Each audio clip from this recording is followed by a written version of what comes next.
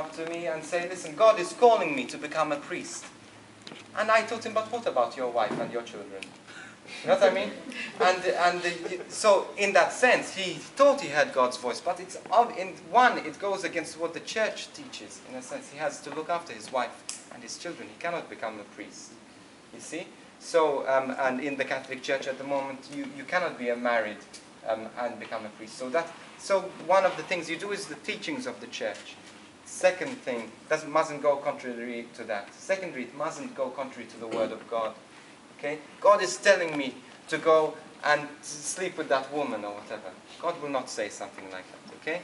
So that's contrary to His Word. That's contrary to human dignity. Okay? And I think so.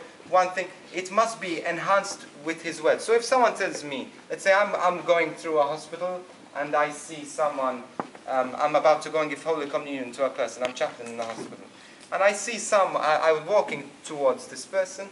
And I just felt in my imagination, go and speak to that woman. And I said, Jesus, come on, I'm in a hurry. I have to go and give Holy Communion, then I have to go and have another meeting. But I said, look, first of all, it's not contrary to the Word of God. Two, I have nothing to lose. The most that could happen is that I get embarrassed.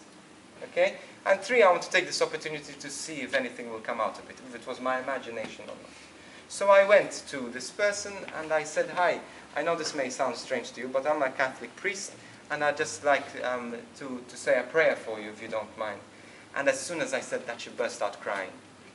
She said, thank you so much. I've been praying that someone would come and help me. I feel so lonely. And I ended up sitting there for about 35 minutes, just talking to her and praying with her.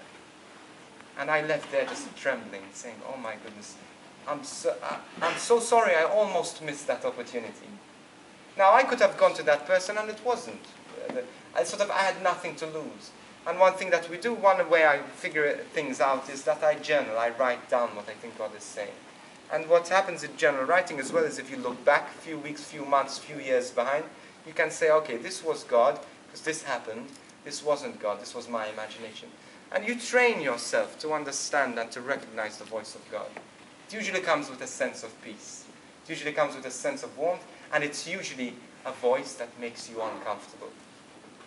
It takes you out of your comfort zone. And that's the way I recognize the voice of God very often. Is this going to make me uncomfortable, uneasy? It's going to make me the water's going to be, I'm going to have to go underwater.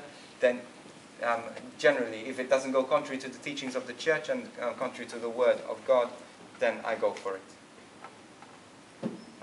Sometimes, usually it's more like, today if I hear go and check the front door, in all probability I wouldn't. You know what I mean? It's just, I don't know. I think you just recognize things. Maybe, who knows, tonight I'll go tomorrow and they're going to close the front door and it will be open. So. But, and as I said, these are extraordinary ways that God calls and speaks to us. It doesn't mean you're going to have less of a relationship with God if you don't have this. But I think this is something extraordinary which God has given us for those who are ready to listen to His voice. Does that make sense? Okay.